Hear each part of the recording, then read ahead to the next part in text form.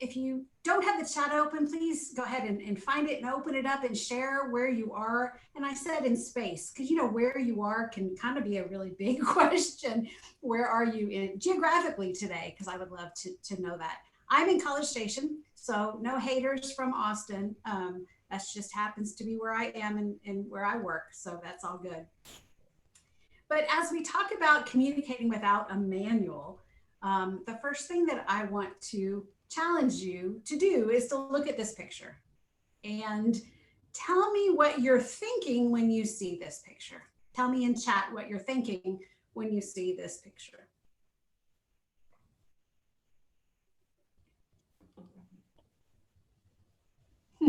Typical guy reminds me of my dad. Sloppy, Jennifer says.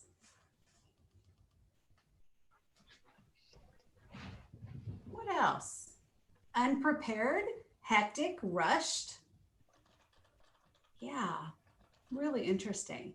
Independent thinker, Tracy. That's fun. Uncoordinated. Let's hope they're not uncoordinated, right? Because those laces, as a mom, I'm thinking, you're going to fall on your face. That looks dangerous. All kinds of things go through our head, right? Odd socks, uncoordinated. If it was one of the men in our lives and we were leaving the house with them and this is what they presented to us, what would we think? Amy's thinking lazy, not together. Yeah, defiant, rushed, go back and try again. What the heck are you thinking? All of those things, right? Super interesting.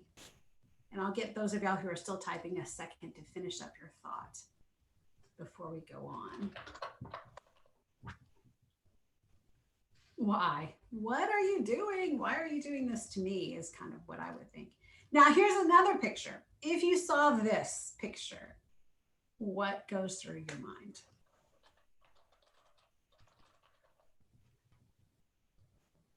Awesome. Impressive. That wrist flexibility, right? That's amazing. Need to start doing those yoga classes. Multitasker. Overachiever. Amy, that's interesting because that's kind of where I went. Having fun with work, flexible, and she's writing upside down. Well, she's holding a pen, Tracy, right? She is. She may be writing. Who are you trying to impress? You're making me look bad. Overachiever. Amy, I kind of went that way.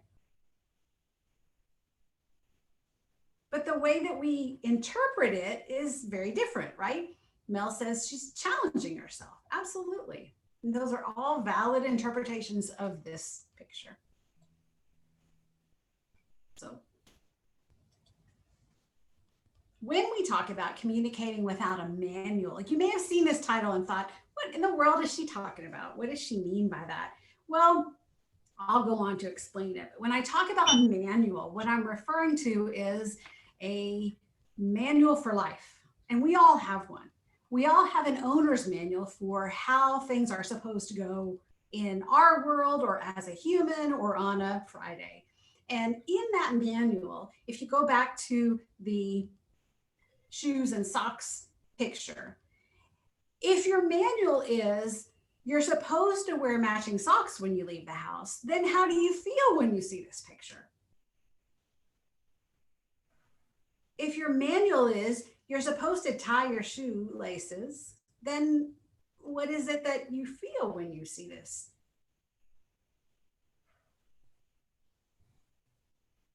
And I don't really ask rhetorical questions. So when I ask questions, I would love it if y'all would chat and tell me. And so we have a conversation. What is it that if your manual, maybe your manual is creatives are awesome and nobody has to tie their shoes. But frustration, if your manual says the men who leave the house with me would tie their shoes, then you're like, what the heck, dude? You're frustrated. Maybe you even see it as a reflection on you. sense of order is not in order, you're not doing it right, dude. You're just not doing it right. And then you have the whole keep Austin weird thing, and everybody has their own sense of style, which is cool. Yeah, a choice. Tracy's talking about it, a choice, because never, some of the young kids now don't wear matching socks. Prioritizing the importance. My stepdaughter doesn't wear matching socks. I've watched her fold clothes and she just throws all her socks in a drawer. And I think, what are you doing? Where's the sense of order? The world is going to stop turning. That's not how you do it, right? But it is a choice. It's a fashion trend. It's whatever. But yes, the shoelaces may be a safety hazard. But maybe people like to live that way and they like to live dangerously. Yeah, and the shoes look new, so who knows what's going on now. Now, interesting, if you look at the legs in this picture, they look a little different. And it almost could be two different legs. If you look at the hair on the legs and the color of the skin, now that wouldn't really mess you up, right? If you start looking at it that way, it may not even be the same two people somehow. So super interesting. And then the girl writing upside down, right? If you think, okay, you're supposed to write this way, then what is it? What is your paradigm? What are you thinking when you see this? First of all, her nails look awesome. And how would your nails stay nice if you're doing that kind of work all the time? But it makes me think of my grandfather, who was a left-handed writer. And if any of y'all have grandparents or parents or great grandparents or aunts or uncles of a certain age, they didn't let them write with their left hand. Do y'all have any experience with that of people in your life? Have you heard any of those stories? Yeah, thank you for nodding, Mel. My grandfather, they handed him a pencil and they said, "Oh no, thou shalt write with your right hand." And his writing was atrocious. And his writing was atrocious his whole life because he could write with both hands, but they sucked. Both hands sucked because the manual for the school said, "Oh, everybody writes with their right hand." So maybe the manual in life should say, "Hey, you write upside down if you want to." But everybody has a manual. And the problem that we get into is when we get frustrated and we assign meaning to what other people are doing based on our manual. And it takes a lot of time and a lot of effort to think through these things. But if my son walks out of the house with that shoe and sock attire, and my manual says to be respectful to adults in a family, you make sure your socks match, then what's the implication? What do I suspect? What do I assume that my son is telling me by not wearing matching socks? What do y'all think? If my manual says to be respectful towards adults, all the children will wear matching socks. And then when my son doesn't wear matching socks, I think he's being disrespectful. I think he's doing it on purpose just to piss me off, right? He's testing the limits. He doesn't respect me. And that's a pretty aggressive example because kids can push buttons. Y'all know that. But it happens in other places as well. The problem is our manuals say rude people, and you can change that word rude to decent or religious or good or whatever word you want to use instead of rude or civilized. Those words can be switched out, but rude, bad people do X and civilized, good people do Y. And that's what we're taught from an early age. And y'all know that it's just not that, it's not that simple because everybody has their own owner's manual. Duh. People haven't seen my owner's manual. And so for me to assign things to other people based on how they're following my owner's manual is ridiculous because they have their own owner's manual and I don't even know what's in it. And in their owner's manual, there may be totally flip-flopped from what my owner's manual says. And that is where we get in trouble, where we exhaust ourselves trying to project our owner's manual on other people. The issue is we're assigned this owner's manual at birth, right? And it's done for all the good reasons because our parents, our grandparents, the people that raised us are trying to keep us alive. And so they tell us, watch out for bad people because they'll probably look really, really evil like this, and those bad people can hurt you. And they're trying to keep us alive. And that is lovely and wonderful while we're tiny. But it's not that simple, right? If only all the bad people looked like this, then our lives would be easy because we would be able to see them. But it's not as simple as bad people do X and good people do Y. And if we have a manual that's that rigid, that's where we get into trouble. Now, I know a little bit about this, a little bit about manuals and a little bit about families because I have a bunch of names in my name. My birth name was Jenny Marks, Marx. So that's like German, Irish, that kind of stuff. Then I married a man from the Middle East, from Iran, and his name was Jehedkar. So then I took on his identity and took on his manual and learned to live under the lens of that. And that was super interesting because, as you might imagine, people have manuals that they assign, and people from the Middle East have their own manuals, and people forget that we're all just humans underneath it all.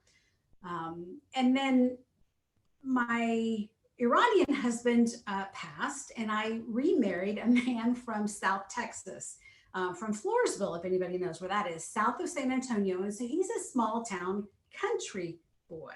And there's a whole different manual that comes with that.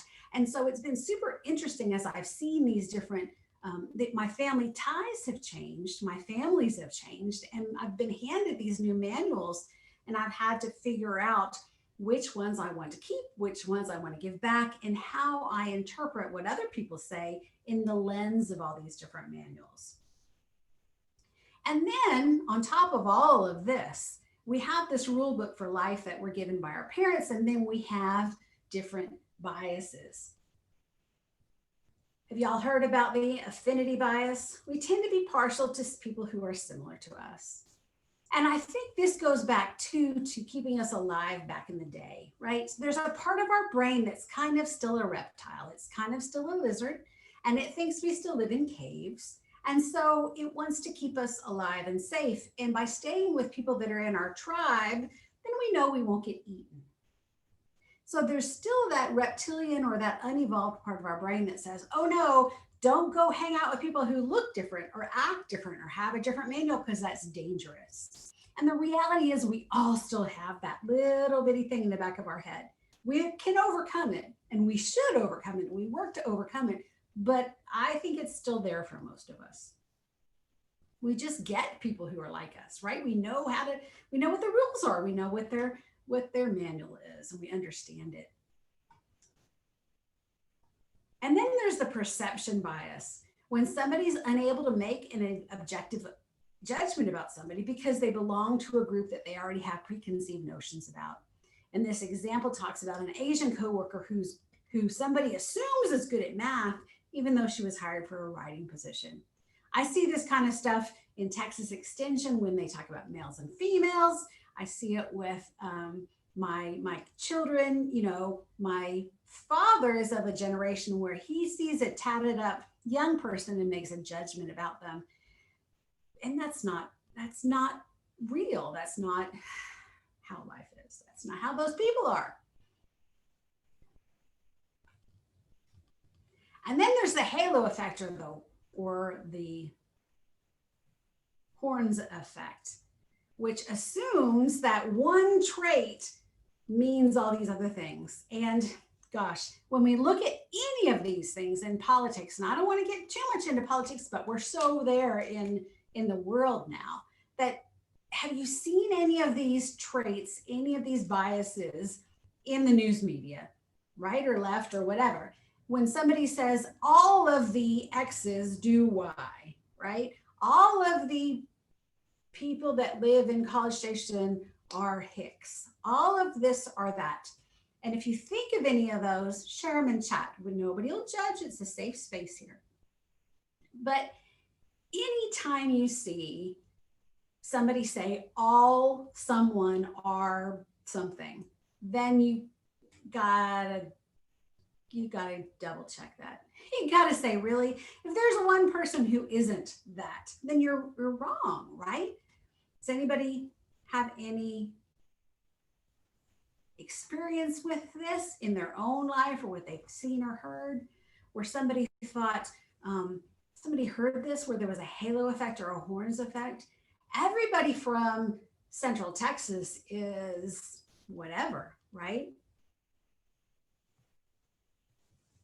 And even politically now, my husband goes back to South Texas, and people assume because he's a country boy that he's gonna vote this way or believe this way, and that's not always true. Now the challenge is it takes a lot of time and effort to actually get to know a person as a person. It's a lot quicker if we can peg them and categorize them and say, oh, Lisa looks like this, which means she'll believe this, which means I can talk to her like this because she has this manual. And that's why we tend to do it, because it's a lot faster, it's a lot more expedient, but it's also wrong. And Shannon's talking about social media. Yeah, sometimes it's even unspoken, passing judgment, projecting our own expectations or standards, our own history in the world gives us maybe a different manual or maybe a different bias, and we project that onto other people. What's the difference between the halo effect and the perception bias? And there may be some overlap. Let's see. Let me go back if I can. Let's look at the perception bias again. Unable to make an objective judgment because they belong to a group that they already have preconceived notions about.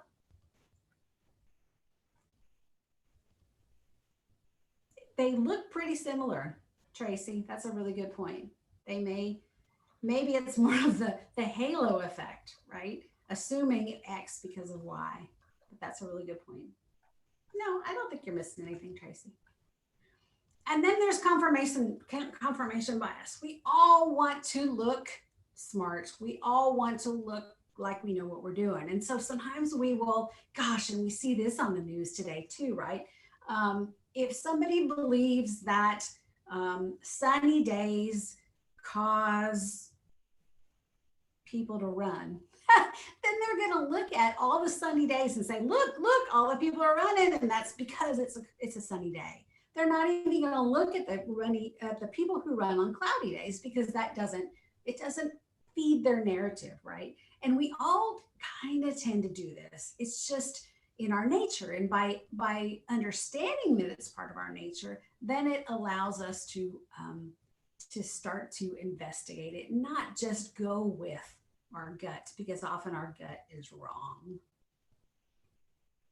But we all have those biases.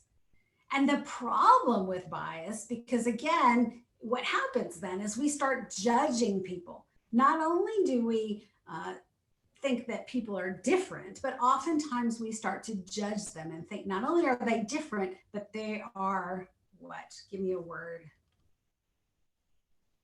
A different word for different. If you see somebody who's different, what's another negative is really what I'm going for here, but yeah, thanks, Mel. Mel said the difference may be that perception is preconceived by a way of misinformation, and the halo may be more or less towards people who, as if one is perhaps born that way. That's a really good interpretation. Yeah, and Lisa and Leah both say if someone is different, they are wrong, they are weird, they are bad, they are evil, they are whatever, because they're not doing it right. The problem with that is most of the time, in my world at least, most of the time when I have those feelings, I'm not going to the source and saying, hey, young man, it's really better if you put matching socks on and tie your shoes because then you won't trip. Because I'm not really in that young man's sphere, right? Or that person's sphere. So what I do instead is in my own head, I just chew on it. And I think, why does that person not have matching socks? Why in the world would that person? And all it does is make me frustrated. It does nothing for the world. It does nothing for that person. It's just all in my own head, right? And this happens with people online with social media. It happens at the grocery store. We don't let things go. We don't just have an altercation and let it go. We tend to chew on it and ruminate about it. And then it sucks all the energy from the good we could be doing in the world. And I challenge you to start looking at things differently. Instead of looking at the negative that and the frustration, to start to assume that everything is positive. Now, this may seem a little Pollyanna, so it may take a little practice, but I challenge you to wave. And this is my story with this. When my kids were little and they used to ride around with me in the car, we'd go through an intersection, and y'all are in Texas. You know that people wave, right? In your car, especially the guys driving their truck. And sometimes you get a whole hand, sometimes you get a couple fingers off the steering wheel. Y'all seen this when you're driving? Thanks for nodding. We may see it more because we're a little bit more rural here than y'all are in Austin, I think. But people wave, especially in my neighborhood, they wave. And we would drive through an intersection, and one time my son, and he must have been 13, you know, that punchy age, he said, "Mom, was he waving or was he flipping you off?" And I said, "Baby, it doesn't matter. I'm going to wave back because I can't control whether somebody's flipping me off or somebody's waving. And if I choose to think that they were flipping me off, what in the world is that going to do at that moment? It's nothing, right? It's going to get me all rah in my own head. It's going to get me all pissed off. I might drive stupid. I might yell at my kids. I might go home and kick the cat. It accomplishes nothing. So I assume everybody is waving. Now, what that means is if I'm in the grocery line, you know, back before COVID, when we actually went to the grocery store, if I'm in the line at the grocery store and somebody cuts in front of me, that means that I assume they're in a super hurry. Or I assume that they've got some crap going on in their lives that makes them really not paying attention, and I'm going to give them I'm going to give them this space. Now, that doesn't always work, but that's what I strive for. Every time something happens, I try to interpret it in this message of they're waving. The universe is waving. Because then I stay centered and calm and open to the world instead of being all in my own head and in my own thoughts. Some people in my family are more fighters. And if anything happens to them, they immediately want to buck back. Do y'all have anybody in your life, or have you ever been like that? Where if, I don't know, somebody cuts in front of them in line, they immediately want to fight. They immediately want to argue. They want to stand up for themselves. Have you had situations like that? Or do you know people that have those tendencies? Yeah, my sister's like that. And she is an awesome, my husband's a little like that too. And he's really good at protecting the underdog, but that makes him very punchy. And so we are working in our family. Hey, they're just waving. They're just waving because then that keeps the blood pressure down, right? It keeps the altercation down. Because the bottom line is, oh, Shannon, yeah, teenage girls, teenage boys too, young adult boys, older adult boys. Yeah. The bottom line is you cannot control much in the world. So many things you cannot control.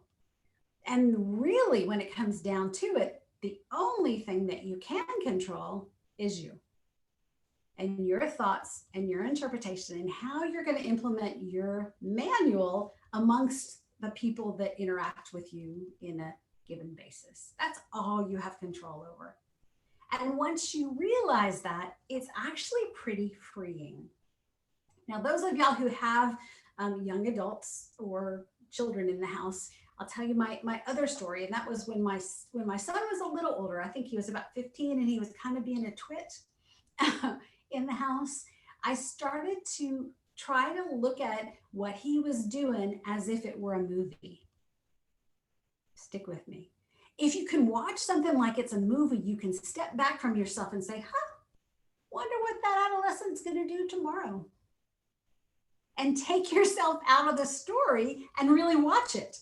And again, it's a little woo-woo, and you take from this whatever works for you. But that worked for me because I couldn't control it, and I needed to stop pretending like I could. So if I step back and said, wonder how this movie's going to turn out. Wonder what the protagonist is going to do next. And it helped me get some distance and some sanity from that. Does that resonate with anybody? That idea of watching something like a movie? Yeah. My stepdaughter now is applying for colleges, and I gave her that little tip. I'm like, look, you're not in charge of whether you get scholarships or not. You definitely want to put your best out there, right? You want to apply for everything, you want to do whatever, but in the end, you're not in charge. And so if you can step back and say, and if you're religious, you can say, wonder what God's going to do with that. If you're not, you can say, I wonder what the script writer had in store in this next scene. It's going to happen in the next season. And if you're not sure if they're flipping you off or they're waving, I encourage you to wave back. And how this manifests in work situations and online is that person who responds to your paragraph emails with one word or doesn't respond at all to your emails. You can be pissed off because they're being disrespectful. Or you can assume that that's just their way, that's their manual, and you email them again, or maybe you text them, or you try something different. Yes, it can be exhausting, but the alternative is getting pissed off because people aren't doing things the way you think they should. Maybe that's not the way they think they should. Maybe that's not what they're capable of doing, right? And if your uncle is posting crazy things on Facebook, or your mother is posting crazy things on Facebook, or your boss pings you in Slack all the time, you worry about what you can control. And maybe that's unfollowing. Maybe that's taking things with a grain of salt. Maybe that's turning notifications off so that you're not constantly bombarded by whatever else is going on and whatever platform they're using. That's what you can control. Whatever they're doing online is not really what you can control. And this goes along with political beliefs, right? You really, especially with adults, you're not in charge of, you're not responsible for changing somebody's beliefs. If it's somebody you're really, really passionate about and you can have a conversation with them, I encourage you to do that. But it's not your job to write the script for the next episode. And it does take time and energy to do it. Yeah. But in general, people are not evil. In general, people are not doing things on purpose to piss you off. They're not going against your manual because it's fun for them to get a rift out of you. That's in general not the way the world works. Most people are really, really concerned with themselves. They're not spending their time trying to figure out how to screw you. And so keep in mind that everybody has their own owner's manual and they're doing whatever was taught to them or whatever is working within their own owner's manual. They're not paying attention to yours. So you control what you can and let them control what they can, which is you. And if that means that you're going to wear socks that don't match, or your son, you can let that go. And when he falls on his face, you're going to say, wonder what's going to happen next with this character in the movie. And then you can move on because you don't own it. It's not your thing. You can't own everything, y'all. It's exhausting. And that's my story about communicating without a manual. Hopefully you've gotten some ideas. If nothing else, the idea of waving back when people might be flipping you off, that can de-escalate and help you stay sane when other things are crazy. Because remember, we're the only thing we can control. And that's super evident right now if it wasn't 5 or 10 years ago. What will you take away from this? We have time. Share with me what, if anything, you'll take away from this. Can we unmute and talk? Is that cool? Yes. That's great. Y'all unmute. Let's talk. There's not a whole bunch of us. Yeah, Jen, this is Leah. I feel like one of the things that really resonated was looking at it from a different perspective as if you're watching a movie, because that's the opportunity to see it from outside of your battleground, that it's not you against them. I thought that's a really good way to think of it with my teenage boys. Yeah. Yeah. It I really like- helped me.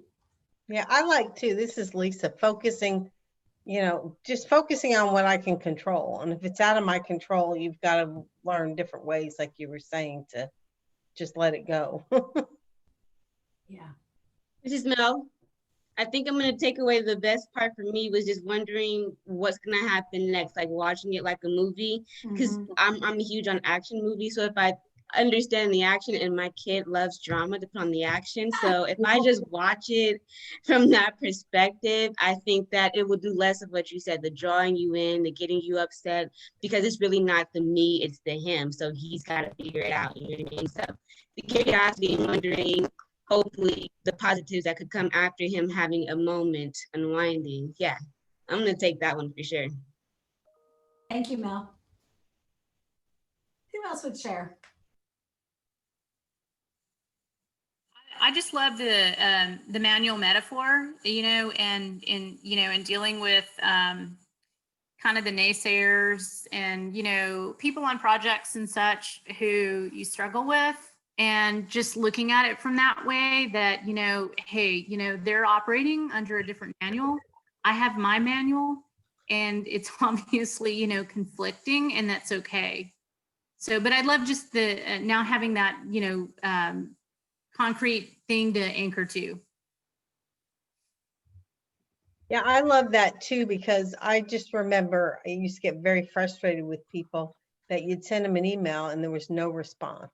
And that it's like, didn't your mother teach you better is my first thought in my head, but like you said, we all have our own manual. Yeah, and some of this comes from my life experience, because I told you my husband from Iran, I think I told you he passed in a motorcycle accident. We were married for 20 years. And in a motorcycle accident, in one day, he was gone. And that whole, Mel, when you talk about worrying what's going to happen tomorrow, I mean, my gosh, you honestly don't know what's going to happen tomorrow. And hopefully people don't have experiences like mine, but gosh, learning that at 45, that honestly every day could be our last day, changed my perspective. And sure, we want to plan, but fretting about things that may or may not happen next week is taking energy and joy and focus away from today. And today may be my last day, and I don't want to waste it fretting too much about the future. And so that was a really powerful thing for me to learn. And hopefully y'all don't have to learn it in such a dramatic way, but you can take away from what I learned. Yeah, to go back to the manual metaphor with your situation, where, in one day you're faced with that, there's no section in your manual, in your binder that deals with that. It's not been written yet, right? And then, likewise, your friends and family who are there to try to support you, just may assume that, hey, there's, that you're able to, or you'll get through it or whatever. But everyone needs to step back and assume there's nothing written here for that, for this person to deal with that. Yeah. And my son during that time would have a really hard time because he wanted to know what was going to happen and how were we going to live. And I said, baby, do the next thing. Just focus on the next thing. Because if you start worrying about what's going to happen in 5 years, then you're so freaked out that you can't even start the next thing, right? The first thing on your to-do list never gets done because your to-do list is 100 pages long. So I would tell him, baby, just focus on the next important thing and check that off your list. And that's all you got to do today. And that helped him to kind of focus in on and lose some of the anxiety of there's so much to do, which is kind of where we live today. I think that's so relevant for both what we're dealing with in terms of COVID and how things are different in the new norm and so on, but it's also very relevant for work because right now, I know for myself, we're very busy and there's always that feeling of what's next, and having the thought that I don't have to have a manual, I don't have to do it exactly a certain way or assume other people will do it my way is really a good reminder. So thank you for that. sure. And Tracy had to run out, but Tracy said, hope everyone has a good day waving. So No, that's a great approach too, because people, especially here in Texas, Texans get behind the wheel of a car and they're different people. They just, at times, so. That's true. I've had to teach two new drivers, you know, and they think that, you know, someone cuts you off and, you know, they did it to you. And I'm like, no, you have no idea what they're going through or what their hurry is. You can't make assumptions. Right. And there were people during that week after my husband passed that would do stuff like buy my coffee at Starbucks. And I don't know who they were. And they just saw that I was maybe in a bad place and they did it for me. And so I think you just never know. Maybe somebody just had to, you know, maybe they lost a loved one from COVID, or maybe they can't pay their rent, or their children are, I mean, you just never know. And it's most of the time not about us. It just isn't, but we think it is because we're all self-centered. Right. But Lisa, that's all I have. So we can Well, continue thank you. to talk. Thank you very Yes, much. thank you Jennifer. again. Appreciate it. And I thank everyone for joining us here. I'd like to encourage you, we will be sending out a survey. So if you get that survey and you can fill it out, that would be great, just giving us feedback on the session. Also, to let you know, our next pre-conference session will be November 5th, and it's Leader in Learning High Performance in a Process by Kelly McCormick. So I hope that if you have time, you can join us for that session too. But if you want to look at other things related to our conference, please go out to the tdaustin.org website and you can see more about the agenda, and hope to see everyone at the future events. Thank Thank y'all. you so much. You guys take care. Thank you. Hey, thank you.